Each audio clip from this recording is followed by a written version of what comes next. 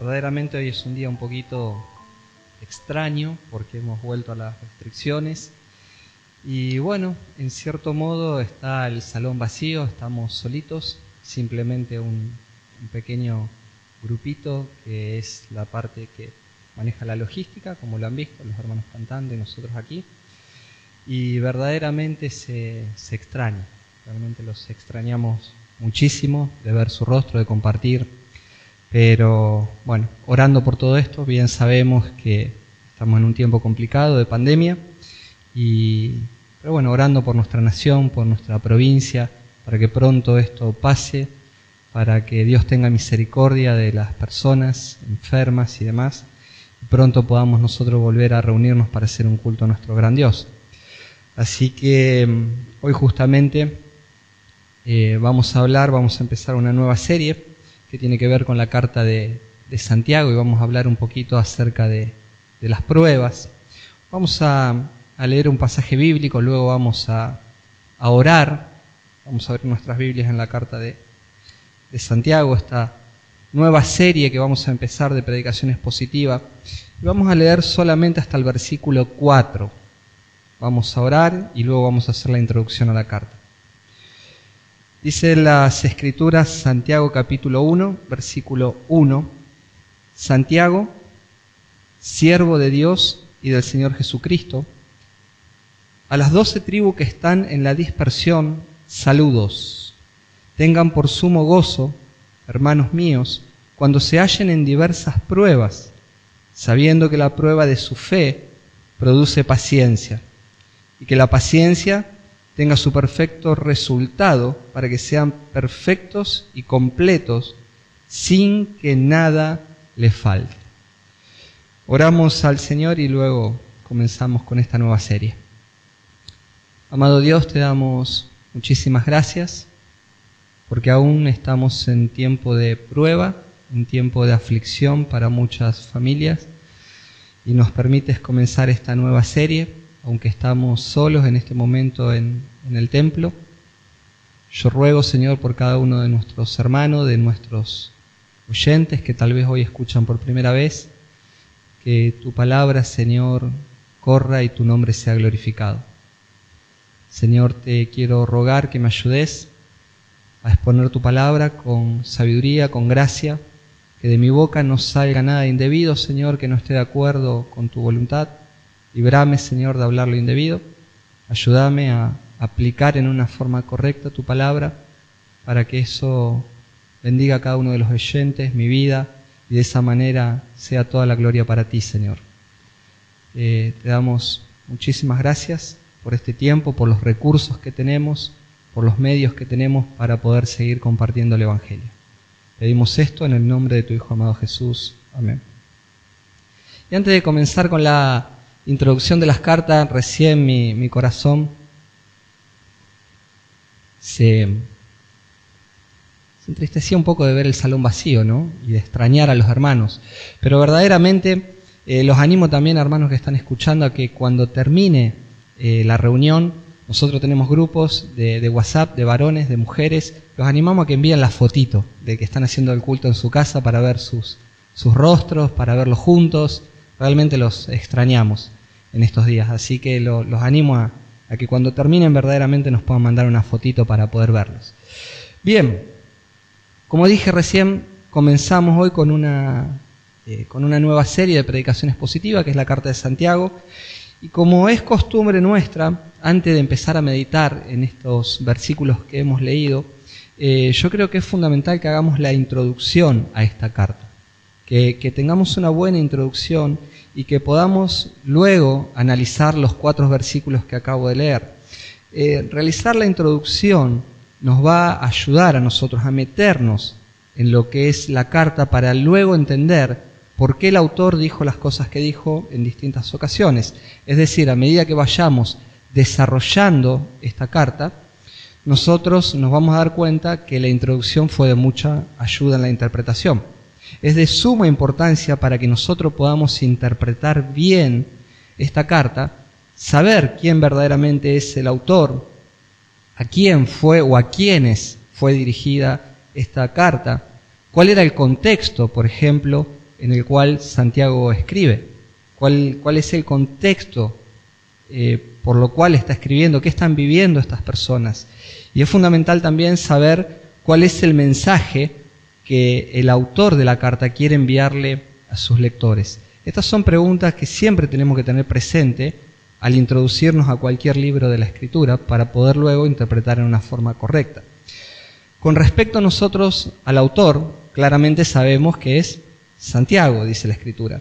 Bueno, el nombre de Santiago es una contracción castellanizada del latín de justamente lo que significa Santus Jacob. Santus Jacob, lo que se traduce después por San Jacob. La idea del nombre Jacob es el nombre Tiago y después es Santiago y quedó todo junto, Santiago, una contracción. El asunto es que en el Nuevo Testamento encontramos nosotros 5 personas que aparecen con ese nombre. La Biblia nos muestra en el Nuevo Testamento 5 Santiagos. Y el punto es quién escribió esta carta. Nosotros encontramos en Mateo capítulo 1, versículo 15, que había un Jacob, un Santiago, que era el padre de José, el marido de María. El segundo Jacobo que también vemos es el hijo de Zebedeo, el hermano del apóstol Juan, el cual no escribió tampoco claramente esta carta porque fue el primer mártir entre los apóstoles. En realidad el primer mártir fue Esteban, pero de los apóstoles, el primero que murió fue Jacobo. Entonces no fue él el que escribió esta carta. El tercer Jacobo que aparece es el hijo de Alfeo, que es otro de los apóstoles también. A este se lo menciona en Mateo capítulo 10, versículo 3, y en Marcos 15, 40, que se lo nombra como Jacobo el menor, o como Santiago el menor. Este es otro Jacobo. Después aparece un cuarto Jacobo, que lo tenemos en Lucas, capítulo 6, versículo 16. Y este Jacobo que se menciona aquí es el padre de Judas, no el Iscariote.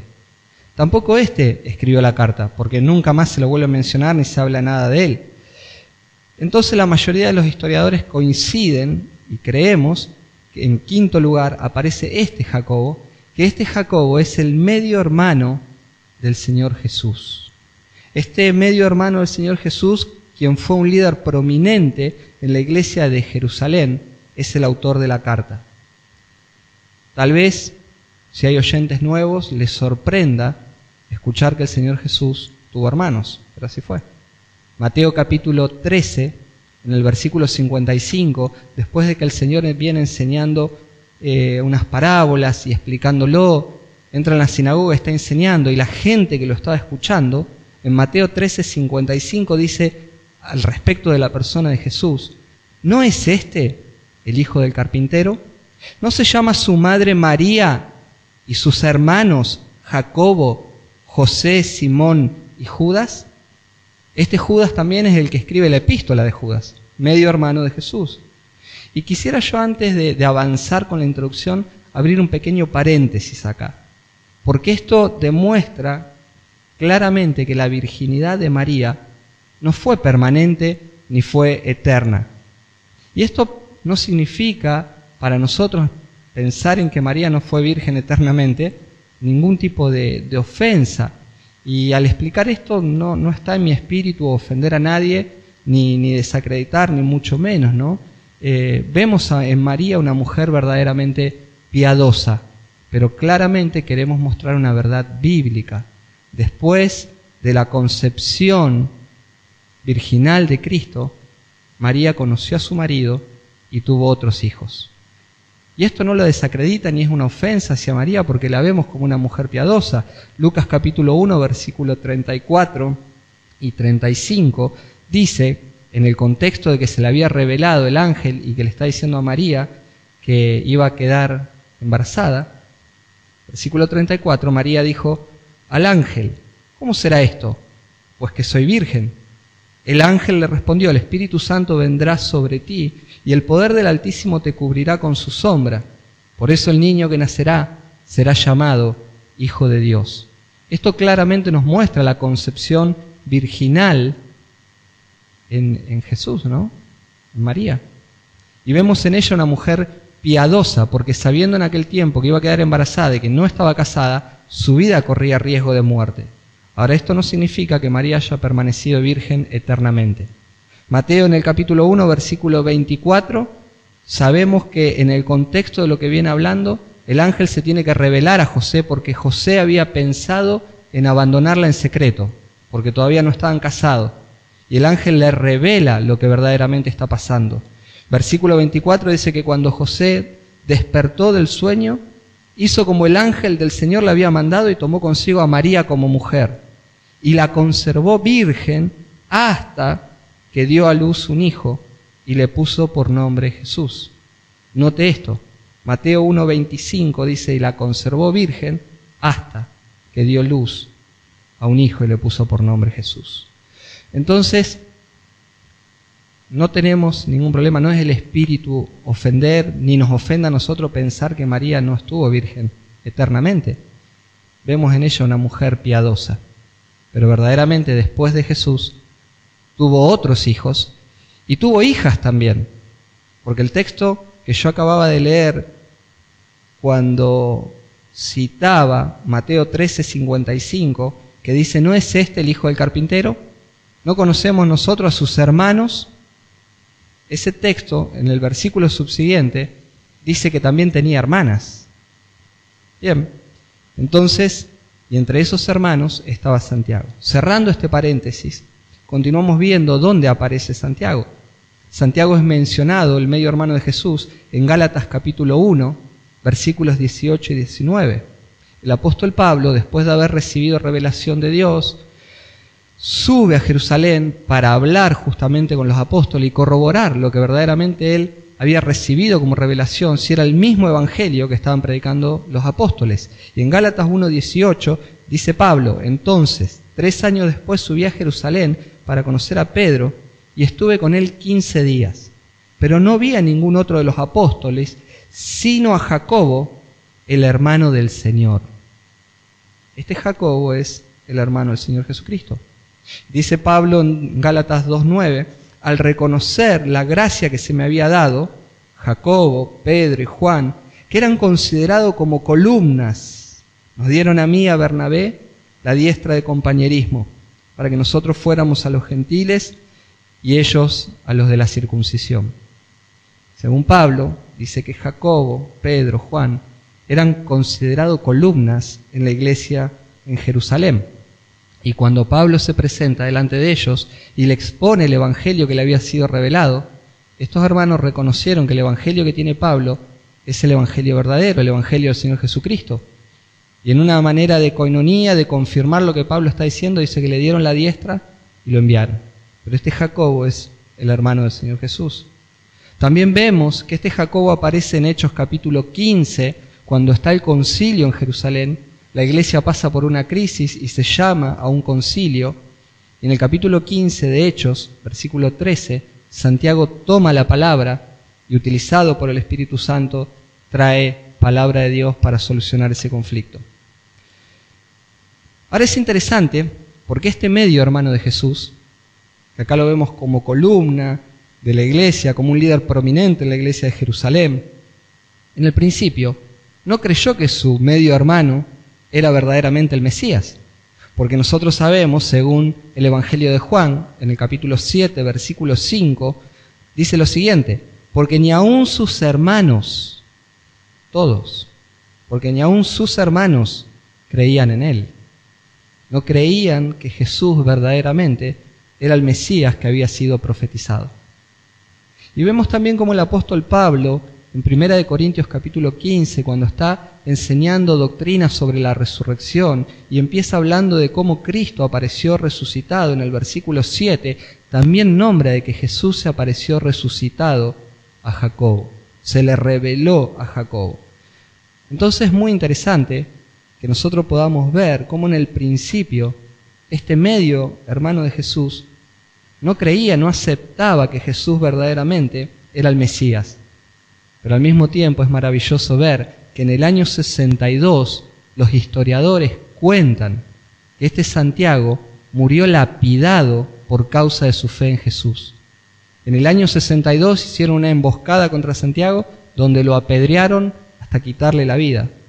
Y fue por su fe en el Señor Jesús.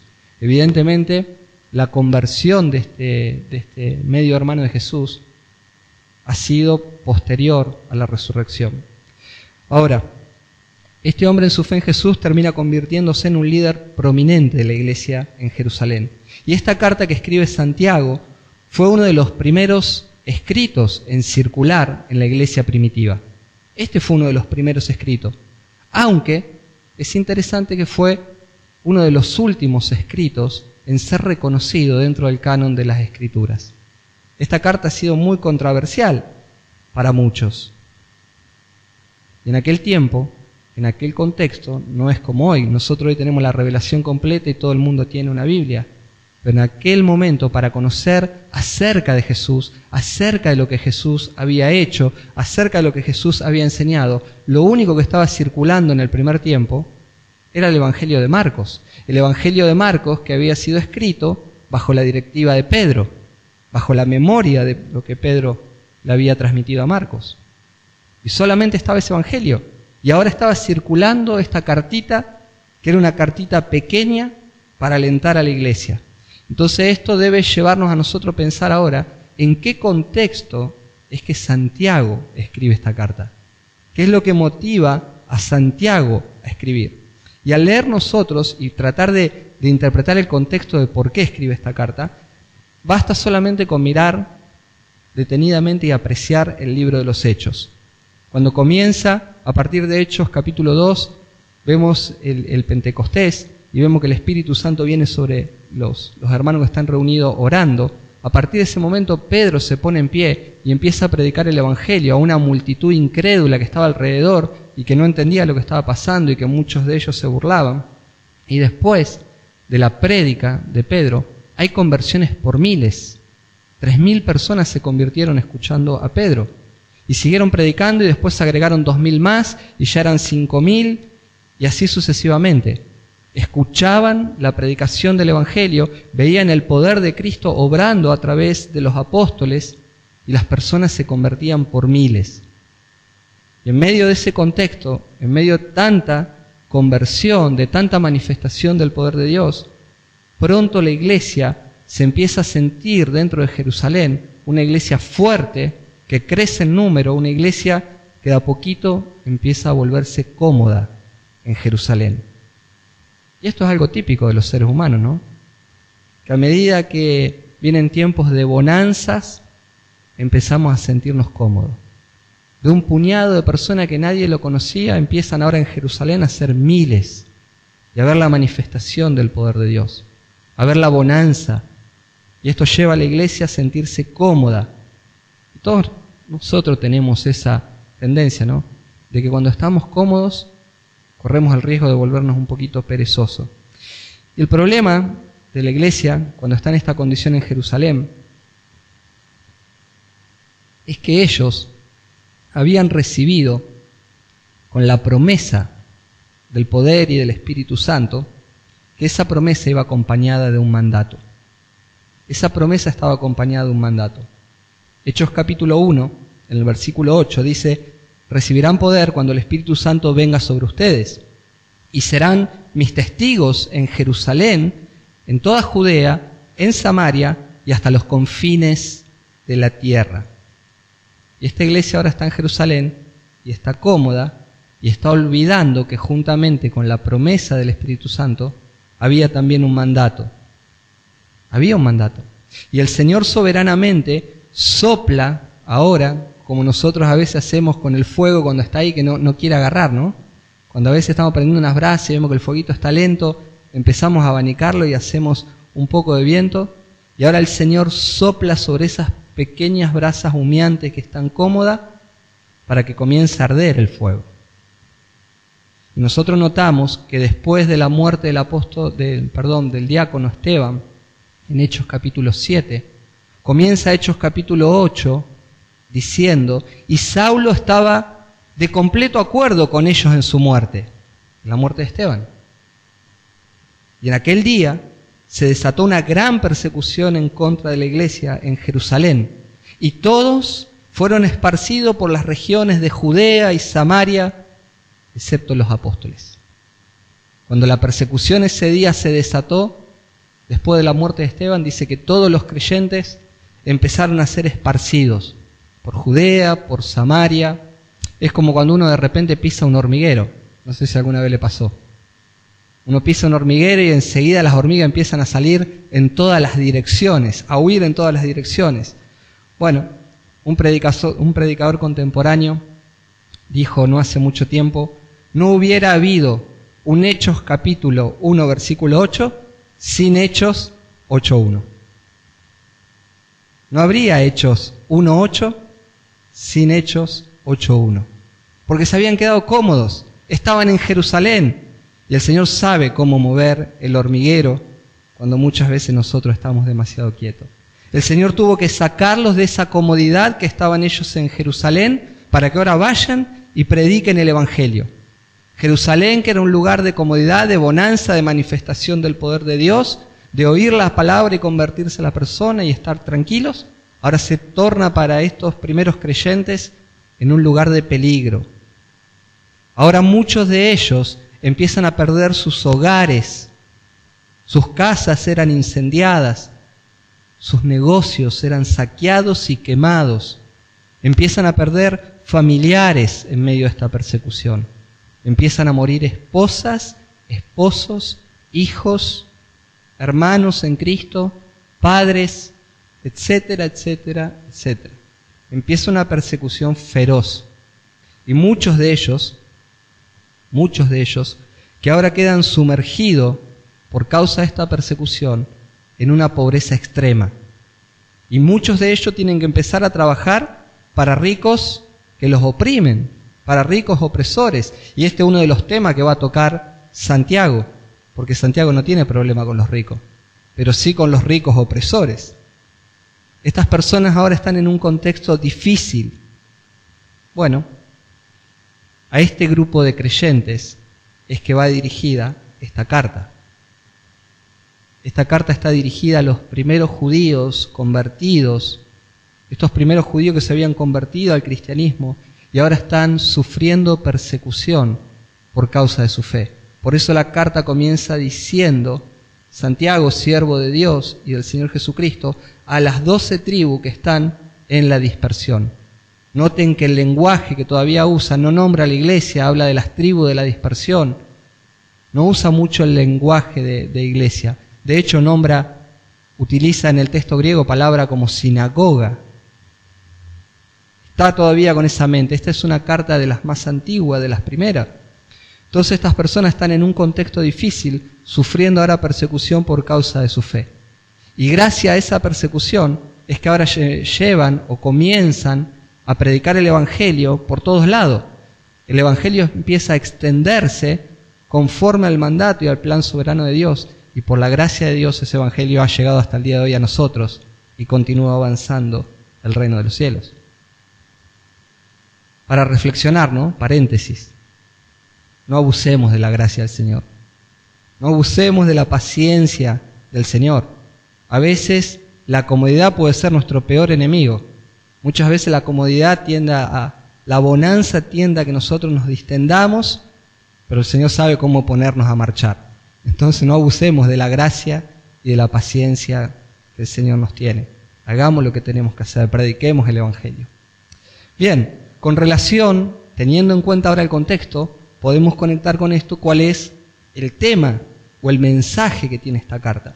Para algunos eruditos, esta carta, carece de profundidad teológica. Hay muchos eruditos que no le han dado el aprecio en la antigüedad que la carta verdadera tiene. Uno de ellos, por ejemplo, es un referente de la Reforma, como Martín Lutero. Martín Lutero no tenía un gran aprecio por esta epístola. De hecho, llamaba a esta carta como una epístola de paja, como algo que no tiene peso, como algo que uno lo pone así, el viento se lo lleva. Bueno, es de entender, ¿no? Martín Lutero tenía una conciencia atravesada por la culpa, por el pecado, y cuando él descubre que la salvación era simplemente por la fe y que era por gracia, ya se apasionó de ese punto, se apasionó de la salvación solamente por la fe, y eso hacía que su corazón ardiera de pasión por esas doctrinas. De hecho, Lutero amaba tanto esto que si había una epístola que él amaba, era la de los Gálatas, porque habla justamente de la justificación por la fe. Al punto tal que Lutero decía que la carta a los Gálatas era su Catalina. Catalina era su esposa. Catalina era la esposa de Lutero. Y decía que esa carta era su Catalina. Bueno, y como él, muchos otros eruditos y comentaristas de la antigüedad, creyentes, buenos creyentes, pero que no le daban el aprecio a esta carta porque decían que tenía falta de profundidad teológica.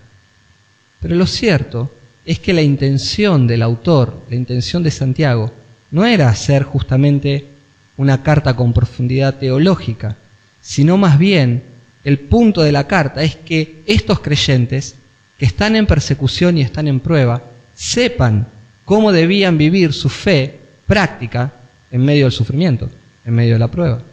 Cómo debían vivir su fe. Y parece difícil establecer un tema general en la carta, porque va tocando distintos temas. Y siendo que hay varios temas que podrían proponerse como los más importantes, pero no queda duda que dentro de esta carta hay un hilo conductor que atraviesa esta carta. Y ese hilo es justamente que los creyentes genuinos, verdaderos, deben tener una vida consecuente con la fe que ellos profesan. Por eso Santiago hace tanto hincapié diciendo, bueno, mostrame tu fe por medio de las obras que tenés. Este es el sentido, una vida consecuente con la fe que profesamos. Es decir, que para Santiago la idea es que si yo soy un creyente, hay ciertas cosas que naturalmente voy a hacer. Hay cosas que naturalmente voy a hacer. Si soy un creyente verdadero, hay cosas que no debería hacer. Entonces esta carta va a confrontarnos a nosotros también, a medida que la vayamos desarrollando, a dónde estamos parados. Si verdaderamente nuestras obras demuestran que somos verdaderos creyentes. No hacemos obras para salvación, porque la salvación es por fe, es por gracia, y nadie duda de eso. Pero verdaderamente, si somos salvos, tenemos buenas obras. Este es el punto. Esta es la carta, yo diría, más citada por los creyentes, debido simplemente a un lenguaje que tiene proverbial y práctico. Nosotros muchas veces la citamos, a veces hasta de manera inconsciente, ¿no? Y a veces hasta la citamos fuera de contexto. Una persona tiene que rendir un examen y dice, bueno, si no estudiaste, pedile a Dios sabiduría y te la va a dar. Bueno, eso está fuera de contexto. Pero verdaderamente la carta de Santiago dice claramente que si alguno está falto de sabiduría, pida a Dios y Él la dará abundantemente y sin reproche. Y nos agarramos de esas cosas y a veces la aplicamos mal porque están fuera de su contexto. Pero todo el mundo sabe que la sabiduría se pide a Dios y eso está en la carta de Santiago. Muchas veces nosotros decimos entre nosotros, bueno, mañana nos encontramos para hacer tal o cual cosa. Y alguno responde inmediatamente, bueno, si Dios quiere, o Dios mediante. Parafraseamos la carta de Santiago. Por su lenguaje proverbial, es una de las cartas más leídas y que nosotros tenemos incorporado un montón de frases de textos bíblicos que lo parafraseamos en diferentes formas. También existe una similitud en esta carta extraordinaria con el Sermón del Monte. A medida que empecemos a desarrollar la carta, se va a dar cuenta que todo lo que Jesús enseñó en el Sermón del Monte, muchas de esas cosas, Santiago la está aplicando aquí. Es simplemente eso. Por eso el espíritu de la carta es enseñarnos cómo debemos vivir consecuentemente con la fe que profesamos. Una carta práctica, así como fue el Sermón del Monte. Bueno, por cuestión de tiempo no podemos ver todos los versículos que se conectan entre Santiago y el Sermón del Monte, pero ya lo iremos desarrollando. Por eso con todo esto en la mente ahora, con esta información en la mente, tratando de resumir un poco y con la ayuda del Señor, vamos a comenzar a meditar un poquito en esta carta. El tema de hoy, de lo que acabamos de leer en los primeros versículos, la enseñanza que podemos sacar hoy es cuando nuestra fe está bajo el fuego de la prueba, nuestra fe puesta a prueba. Noten que Versículo 1 dice: Santiago, siervo de Dios y del Señor Jesucristo, a las 12 tribus que están en la dispersión, saludos. Yo estoy leyendo de la versión de la Nueva Biblia de las Américas, ¿no? Notemos que Santiago comienza su carta y no ostenta ningún título. Él no está ostentando ningún tipo de título. Claramente él podría haber escrito Santiago, el medio hermano de Jesús. Santiago, un líder prominente en la iglesia de Jerusalén. Santiago, como dijo Pablo, columna de la iglesia. Bueno, está claro que él no ostenta ningún título. Sin embargo, comienza su carta presentándose como un siervo, como un doulos en griego, que sería más correcto incluso traducir como esclavo. Lo que pasa es que en la mayoría de las traducciones poner esclavo en aquella época cuando empezaron a traducir sonaba muy fuerte, muy chocante por todo el problema que había con la esclavitud también. Pero él se presenta como un siervo, como un esclavo. Este mismo Santiago, que había renunciado a creer en su medio hermano, que era el Mesías, que él no podía creer en esto, de acuerdo a Marcos incluso capítulo 3, por el versículo 20, 21, se nos dice que sus propios parientes pensaban que Jesús estaba fuera de sí, creían que estaba loco. Este mismo Santiago que rehusó a creer, ahora se presenta como un siervo de Dios y del Señor Jesucristo, porque él ahora reconoce que Jesús es Dios y somete su vida al señorío de Cristo. No le importa que era su medio hermano, no chapea, como decimos nosotros, con que era su medio hermano. Él ahora reconoce que este Jesús era Dios y que era su Salvador y que era su Señor y que él era su siervo, su esclavo. Ya dijimos que Santiago comienza dirigiendo esta carta mayormente a los judíos convertidos que ahora están siendo perseguidos por causa de su fe en Cristo Jesús. Y comienza esta carta presentándose él como un siervo y los saluda con el mejor de los deseos. Mi Biblia dice saludos, la versión 60 dice salud, pero el concepto de este saludo es llevarle el mejor de los deseos, compartir con ellos el mejor de los deseos.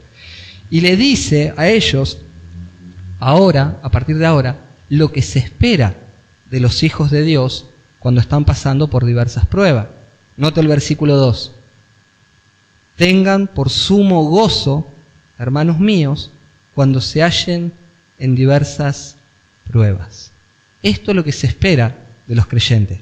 Santiago escribe a estos creyentes perseguidos, diciéndole lo que se espera de los hijos de Dios, que tengan sumo gozo.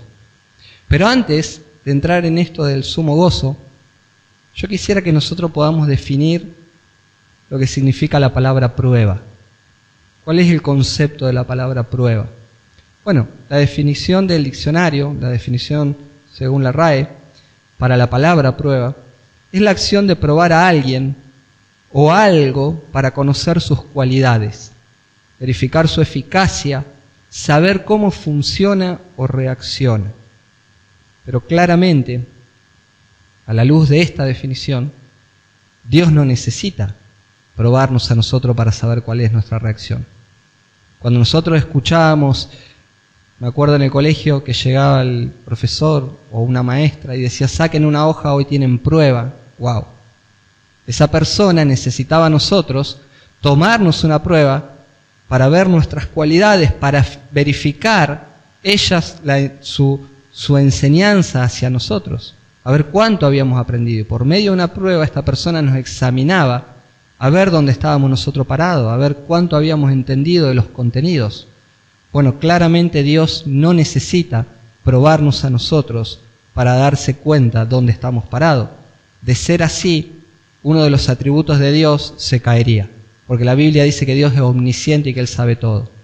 Y si Dios necesita probarnos a nosotros para saber de qué manera nosotros vamos a reaccionar, Dios no sería Dios. Entonces la pregunta es, ¿para qué sirven las pruebas? Bueno, las pruebas sirven para que nosotros justamente veamos quiénes somos nosotros verdaderamente. ¿Dónde es que nosotros estamos parados? Las pruebas revelan verdaderamente nuestro carácter. Las pruebas revelan lo que hay verdaderamente en nuestro corazón, lo que realmente somos. La prueba no es para que Dios sepa. La prueba es para que yo sepa dónde estoy. Y la palabra prueba, en el sentido bíblico, la palabra prueba en griego es la palabra peirasmos, también se puede traducir como tentación. Tanto prueba como tentación, en griego es la misma palabra. Y esto lo que define su significado de aplicación, en realidad es el contexto. Es interesante que Santiago dice que existen diversas pruebas. Mire nuevamente el versículo 2. Dice, tengan por sumo gozo, hermanos, cuando se hallen en diversas pruebas. Es decir, esto debe llevarnos a nosotros a pensar que hay distintas pruebas, que hay pruebas diferentes. Hay pruebas diferentes en intensidad, en variedad y también en temporalidad, en la duración que tienen las pruebas. Y nosotros verdaderamente cada día somos sometidos a prueba. Cada día nuestra vida es sometida a prueba, de acuerdo a la intensidad, a la variedad y a la temporalidad. Cada día nosotros estamos siendo sometidos a prueba. Vaya que no, solamente es suficiente con salir a la calle, ¿no? Los que manejamos, de repente vemos cómo andan las motos, cómo frenan los autos, te pone el semáforo en amarillo y ya los de atrás te tocan bocina para que arranques. Están como locos. Salí a la puerta de tu casa y de repente pasa, no sé por qué, el cadete siempre con la moto en contramano y arriba de la vereda, sin luz y ¡bum! Pasa y vos que te quedaste así en la puerta. Pruebas menores, de baja intensidad. Cada día somos probados con nuestros familiares, con nuestros seres queridos, con nuestro cónyuge. Se generan roces en el hogar. Somos probados en mi casa cuando nos sentamos a leer la Biblia en familia y mi perra no sé qué tiene, pero es instantáneo. Nos sentamos a leer y ella quiere ir al patio, ladra, corre por la casa y uno es probado. No. Esta perra se escapó del hato de cerdo de los evangelios. O decir, ¿cómo puede ser? Bueno, nuestras reacciones están siendo probadas permanentemente. Pero esas son pruebas de baja intensidad. También hay pruebas en la bonanza. Ayer hablaba con un hermano esto. Estábamos haciendo un discipulado y hablábamos que hay pruebas en la bonanza. A veces las cosas están saliendo todas perfectas, todas bien. Y progresamos y esto y lo otro. Y también eso es una prueba. Porque a veces en la bonanza eso también está revelando cuáles son mis acciones, cómo me estoy comportando. Estoy pensando en el reino. Trabajo para el reino. Abandono. Las pruebas van probando. Pero también existe otra clase de prueba que no son de menor tenor. Hay otra clase de prueba que son intensas verdaderamente, pruebas que vienen a nuestra vida que, diría yo, sacuden la fibra más íntima de todo nuestro ser, de todo nuestro corazón. De repente llegan pruebas a nuestra vida como una enfermedad que azota nuestra vida. Y a veces puede ser una enfermedad temporal. Hoy estamos en tiempo de pandemia. Pero a veces también puede que no sea temporal y que te toque convivir con esa enfermedad hasta el último día de tu vida. Y vamos a necesitar la gracia del Señor cada día que nos despertamos para sobrellevarla. Tal vez pueda aparecer pruebas que son tragedias inesperadas en nuestra vida. La pérdida de un ser querido, tal vez. El año pasado, en el mes de septiembre, nosotros llevamos a mi mamá a hacer un estudio simple. Hizo un paro cardíaco y al rato estaba en la presencia del Señor. Era un estudio de ir y venir. Bueno, a veces la tragedia puede sorprendernos. La persecución, como en este caso, en el contexto de esta iglesia, se desató de un día para el otro. Y pruebas que son fuertes, de intensidad. Y hay pruebas que verdaderamente vienen de parte de Dios, para que su nombre sea glorificado, pero también existen pruebas que vienen a nuestra vida como consecuencia de nuestras malas decisiones. Nosotros hacemos cosas, decidimos permanentemente, y nuestras malas decisiones después acarrean consecuencias, y entramos en prueba, y en dificultad, y en adversidad, bueno, porque nosotros mismos las generamos. Y a veces también no podemos ignorar que hay embestidas de parte del reino de las tinieblas, de parte de Satanás, como lo hemos visto a Job. Por eso la palabra peirasmo, la palabra prueba, en este contexto, tiene el sentido de una bolsa donde entran todo tipo de pruebas.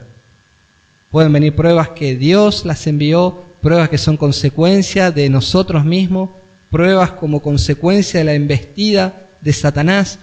Pero si hay algo que nosotros debemos estar conscientes, cualquiera sea la situación que venga a nuestra vida, que el Dios soberano está siempre en el control. Y que no pasa nada sin el permiso de Dios. Y cualquiera sea la situación que a nosotros nos toque atravesar en medio de la prueba, que podamos atravesarla de modo tal que nuestra vida lleve gloria a Dios. Que en medio de la prueba vivamos intensamente esa prueba para la gloria de Dios. Y es acá donde está el llamado de Santiago, a los que él considera que son hermanos en la fe, que están sufriendo, que están siendo perseguidos, a hacerle este llamado, a que consideren que cuando estén en diversas pruebas tengan sumo gozo. Sumo gozo. Parece descabellado lo que pidiera. Pero pasar la prueba con gozo es llevarle gloria a Dios. El gozo de un creyente no depende de las circunstancias que él está atravesando o viviendo. Las circunstancias que nos rodean a nosotros, depende cuál sea, producen en nosotros tristezas o alegría, mueven nuestras emociones.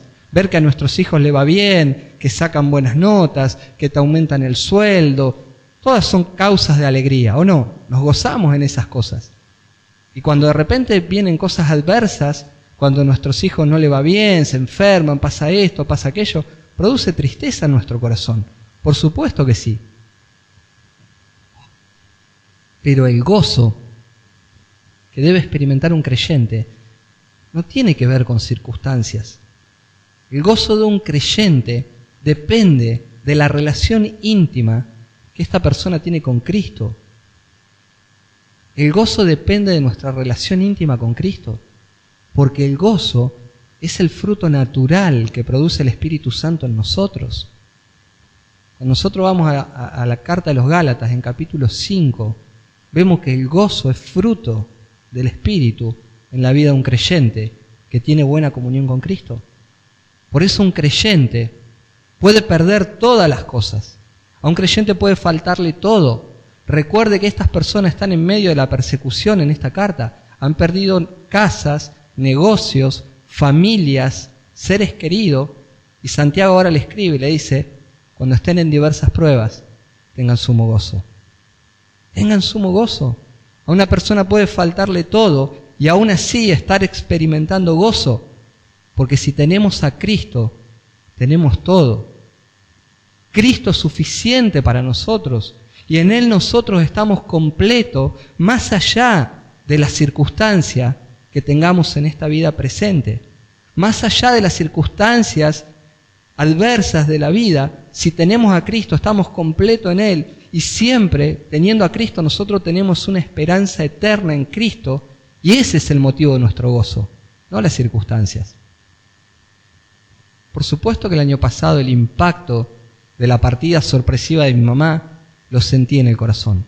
Hasta hoy cuando pienso en ella me da mucha nostalgia, pero inmediatamente pienso que está en el reino de los cielos y que dentro de no sé cuánto tiempo nos volveremos a reencontrar y que me encontraré cara a cara con aquel que me amó y me salvó. ¡Wow! Entonces aún en medio de la adversidad podemos experimentar el gozo, porque no son las circunstancias las que nos mueven, sino la confianza que tenemos en las promesas eternas. Y en Cristo está la fuente de nuestro gozo. Enfrentar la prueba de esta manera, enfrentarla con sumo gozo, es llevarle gloria a Dios. Pablo escribe desde la prisión en Roma a los filipenses, alentando a que tengan gozo. De hecho, la carta de Filipenses, sabemos que es la carta del gozo, ¿no? Todos sabemos esto. En Filipenses 4:4, en la Nueva Biblia de las Américas, dice, regocíjense en el Señor siempre. Otra vez digo, regocíjense. Y note esto, Pablo dice, regocíjense en el Señor siempre. Estén siempre gozosos, está diciendo en otras palabras. El apóstol Pedro comienza su primera carta dirigiéndola también hermanos que estaban expatriados, hermanos que estaban perseguidos, bajo esta misma condición de los cuales está diciendo Santiago. Y Pedro les escribe a las personas que están sufriendo, recordándole la esperanza que tienen en medio de la persecución. Y cuando llega al capítulo 1, versículo 8, los anima a que tengan gozo. ¿Y por qué ese gozo? Porque hay una esperanza por encima de todo lo adverso que hoy podemos estar viviendo. Entonces la pregunta es, ¿se puede tener gozo de verdad en medio de la prueba? Pero claro que sí. Claro que sí. Aún en medio de la prueba y el dolor se puede experimentar el gozo. Lo único que nosotros necesitamos es recordar cada día el Evangelio. Cada día recordar las promesas eternas que tenemos en el Evangelio. Recordar que en Cristo estamos completos, que en Cristo somos más que vencedores, que el amor del Señor nunca se va a apartar de nosotros, que en Cristo tenemos la esperanza eterna del reino eterno, que en Cristo está todo lo que nosotros necesitamos, que fuimos creados para una eternidad junto a Él y en esa comunión. Entonces esto es maravilloso. Claro que se puede experimentar el gozo en medio de la prueba. Solo necesitamos recordarnos el Evangelio. Y es ahí donde versículo 3 dice, sabiendo que la prueba de su fe produce paciencia. El concepto de la palabra paciencia es la palabra hupomone en griego. Literalmente sería permanecer debajo. Esta es la idea de la palabra hupomone, permanecer debajo. Tiene la idea de perseverancia bajo el peso de la prueba, bajo la aflicción, perseverar aún en medio del sufrimiento. Atención con esto, cuidado con esto, no debemos confundir lo que es la paciencia con una actitud, yo le llamo estoica. Los estoicos tenían una visión filosófica de la vida muy negativa, que la vida era dura, que había que permanecer firmes. Bueno, eso tiene más que ver con resignación, yo diría, ¿no? Resignación frente a la circunstancia de la vida. La paciencia de la cual nos habla la vida no es una cuestión de resignación, de saber de que la vida es dura. La paciencia bíblica es otra cosa. La paciencia que podemos soportar bajo el peso de la prueba tiene que ver con una fe genuina. Una fe que reposa confiadamente sabiendo que el único, el verdadero, el Dios soberano está en el control de todas las cosas. Y eso también incluye nuestras vidas. Esa es la paciencia bíblica. Es una paciencia que confía en aquel que nos salvó, que nos llamó. Una paciencia que descansa en aquel que nos amó y que verdaderamente nunca va a hacer nada que sea para nuestro mal. Porque todo lo que Dios hace, aunque yo no lo entienda, estoy convencido que siempre es para mi bien. Esa paciencia se desarrolla por medio de la prueba de la fe. Y ese desarrollo tiene como resultado el versículo 4. Note que el versículo 4 dice que la paciencia tenga su perfecto resultado para que sean perfectos y completos sin que nada les falte. El propósito de todo esto es llevarnos a nosotros cada día a crecer, a madurar espiritualmente, que haya en nosotros madurez espiritual. La paciencia tiene su perfecto resultado para que nosotros seamos perfectos, completos y que no nos falte nada. Por supuesto que no estamos hablando de perfección, de que no tenemos falla alguna. El concepto de perfección, por eso repito, tiene que ver con madurez espiritual. Cuando las pruebas, hermanos, vienen a nuestras vidas, las pruebas marcan nuestras vidas. Ellas moldean nuestras vidas para que nosotros cada día seamos un poquito más parecidos a nuestro Señor Jesucristo en todos los aspectos. Esta es la meta. Cuando llega una prueba a nuestra vida, mayormente de las que son, yo diría, intensas, porque a veces de las pruebas más livianas, muchas veces andamos por esta vida sin estar conscientes. Muchas veces nos rozamos, respondemos mal entre nuestros familiares, en esto, en la calle, y a veces ni siquiera estamos conscientes de que nuestro carácter está siendo probado. No nos damos cuenta. Y a partir de hoy pienso que debemos aplicar esto a nuestra vida y andar conscientes. en las pruebas menores, tratando de discernir cómo está nuestro corazón. Pero mayormente cuando vienen pruebas a nuestra vida, que son para moldearnos, y esa prueba de carácter intenso, no solo afectan al que tiene que atravesar esa prueba, sino también afectan a todo un contexto. Afectan a la familia, afectan a la iglesia, afectan a los pastores, a los amigos. Las pruebas fuertes, intensas, afectan todo un contexto. Y son justamente este tipo de prueba la cual nos enseñan a nosotros a conducirnos en un escenario diferente. Sea que nos toque a nosotros en primera persona, o sea que estemos alrededor de los que están sufriendo. Pero las pruebas nos enseñan a conducirnos en un escenario diferente. En la prueba nosotros aprendemos paciencia. Es en la prueba justamente cuando nosotros muchas veces nos sentimos débiles y recordamos que no somos autosuficientes, porque muchas veces tenemos esa tendencia a pensar que somos superhéroes espirituales. Y son las pruebas las que nos muestran nuestras debilidades y nos quebrantan y llevan a que nosotros desarrollemos la confianza en el Señor y no en nosotros mismos. Es en la prueba donde nos volvemos más humildes, más prudentes, más generosos, más misericordiosos, más empáticos. Porque cuando pasamos por el dolor y la prueba empezamos a entender el dolor de los demás de otra manera. Es en la prueba donde nos volvemos empáticos con el sufrimiento ajeno. Verdaderamente todos cambiamos frente a las pruebas. Mi pastorado va mutando permanentemente a medida que el Señor nos va probando. 4 años atrás, yo sufrí la primera pérdida cercana con mi hermano cuando fue llevado a la presencia del Señor. Y de esos 4 años en adelante, el Señor trabajó muchas cosas en mi corazón, cosas de las cuales ni siquiera la había experimentado y a veces no podía entenderla en otras personas. Y hoy puedo entenderlas. Y el año pasado llevó a mi madre a su presencia. Y gracias al Señor y gloria al Señor por haberlos salvado. Pero nos genera una empatía diferente. No solo hablamos por la teoría, sino hablamos por lo que sabemos ahora, por lo que experimentamos cuando vemos sufrir a otra persona. Entonces, en la prueba hay transformaciones permanentes, hay cambios permanentes. Y ya porque la hora está avanzada, quiero simplemente que pensemos en cómo aplicar esto a nuestras vidas. En primer lugar, mi querido hermano, que me estás escuchando, aprendamos de Santiago. Lo primero que quiero resaltar, que él se presentó como un siervo de Dios y del Señor Jesucristo.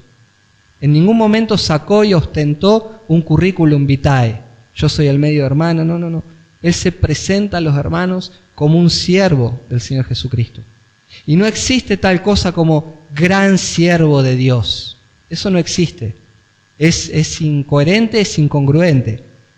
Si es gran es porque es grande y siervo es bajo. Entonces no existe un gran siervo. Es incongruente tal cosa. Y nosotros lamentablemente vivimos en una época donde a las personas les gusta ostentar, les gusta ser reconocidas, les gusta mostrarse. De hecho, solamente es suficiente mirar las redes sociales. Las personas están pendientes si algo que publicó, la gente cuántos likes le dieron. Nos gusta ser reconocido. Sin embargo, Santiago se presenta con todos los privilegios que él tenía. Dice, soy un siervo de Dios y del Señor Jesucristo. Hermanos, que nadie nos quite este privilegio de decir somos siervos del Señor y ya nada más que eso. Y que nadie nos quite el privilegio de entre nosotros llamarnos hermanos. No estamos para ostentar nada. En segundo lugar, cuando la prueba llega a nuestras vidas, porque déjeme decirle algo, la prueba llega siempre. Olvídese, la prueba siempre llega a nuestras vidas.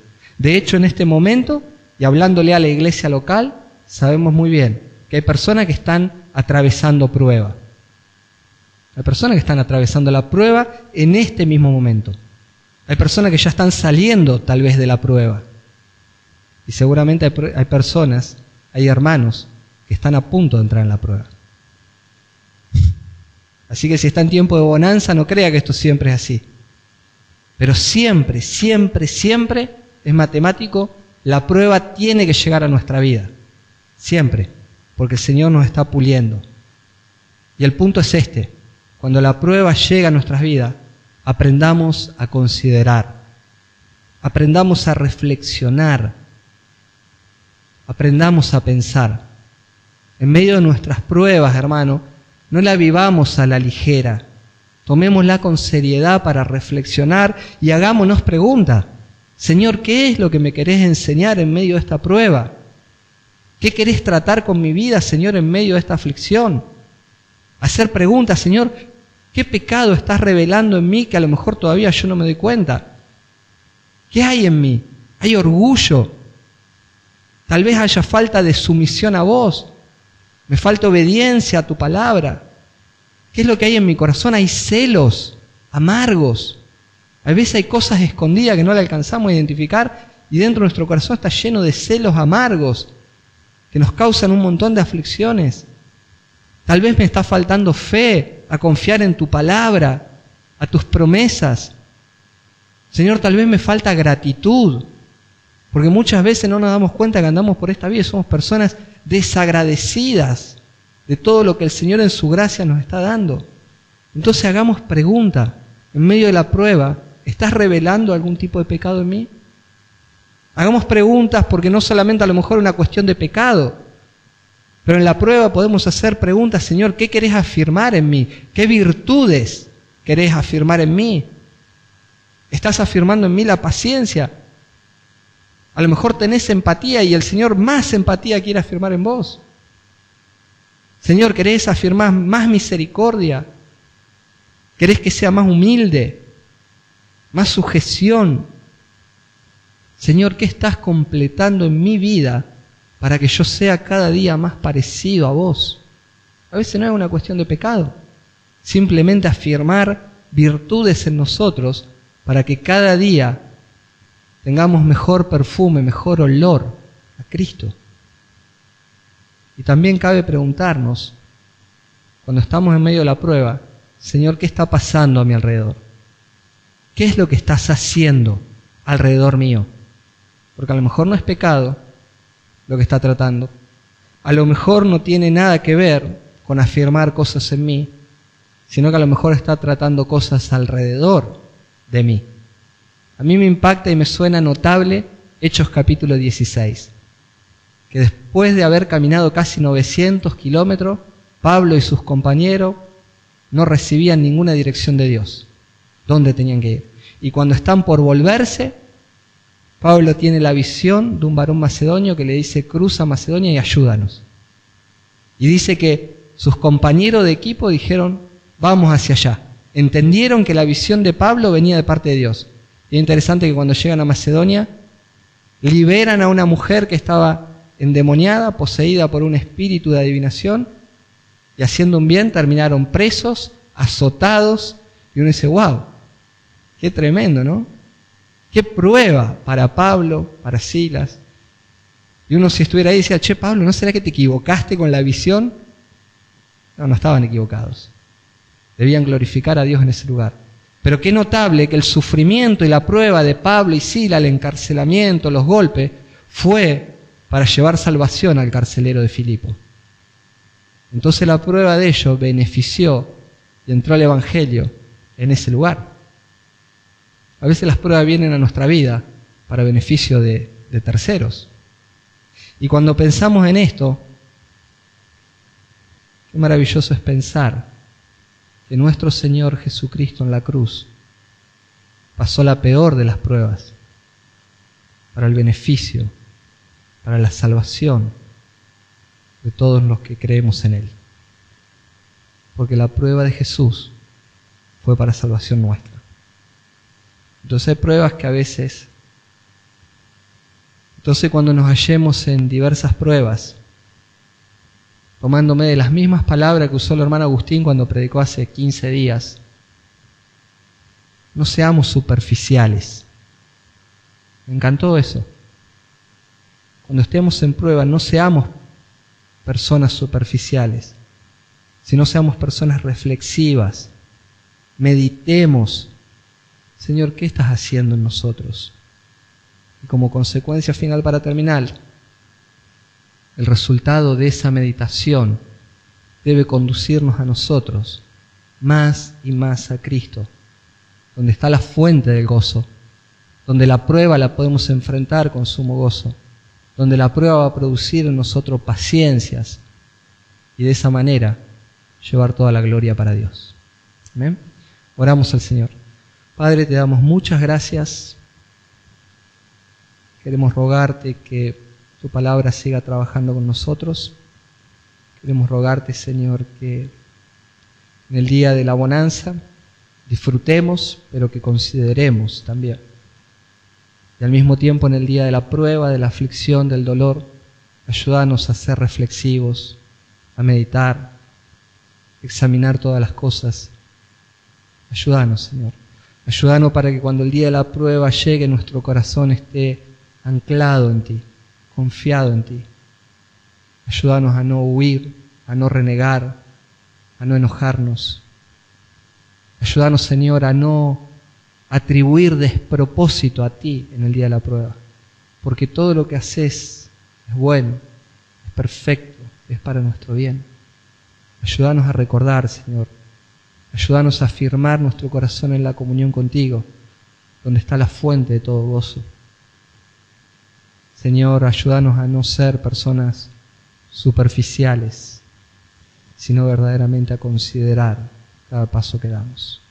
Y que nuestra vida, Señor, de esa manera sea para la gloria de tu nombre, porque cada día nos vamos pareciendo más y más a tu Hijo Jesucristo. En tu nombre, Jesús. Amén.